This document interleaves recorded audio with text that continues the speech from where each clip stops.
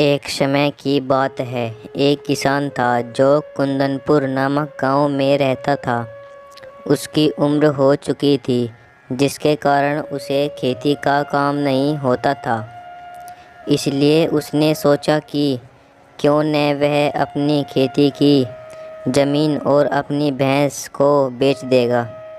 उससे जो पैसा आएगा उससे वह कोई काम शुरू कर लेगा।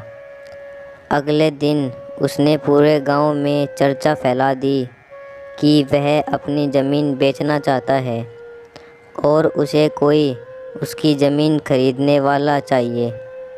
1 महीने के अंदर उसे कोई उसकी ज़मीन को खरीदने के लिए मिल जाता है। उससे वह अपनी ज़मीन बेच देता है। जब उसे अपनी भैंस को बेचना था, पर उसे कोई आदमी नहीं मिला जो उससे उसकी भैंस को खरीद ले। किसान ने बहुत कोशिश की अपनी भैंस को बेचने की, पर वह नहीं बेच पाया। एक दिन किसान को किसी से पता चला कि शहर में मेला लग रहा है। यह सुनकर किसान के दिमाग में एक विचार आता है कि क्यों न वह अपनी भैंस को मेले में जाकर बेचे। अगले दिन वह मेले में अपनी भैंस को बेचने के लिए जाता है।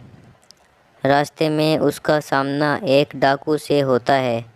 वह डाकू उसे कहता है, अपनी भैंस को मेरे हवाले कर दे, वरना मैं इस लाठी से तुम्हारा सर फोड़ दूंगा।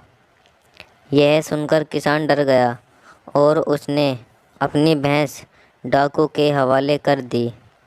पर जैसे ही डाकू अपना हाथ भैंस को पकड़ने के लिए आगे बढ़ाता है, उसे उसकी लाठी गिर जाती है। जैसे ही उसकी लाठी ज़मीन पर गिरती है, किसान लाठी उठाकर डाकू को वैसे ही डराकर भगा देता है और अपनी भैंस उससे वापस ले लेता है। फिर वो अपनी भैंस को लेकर मेले में जाकर बेच आता है।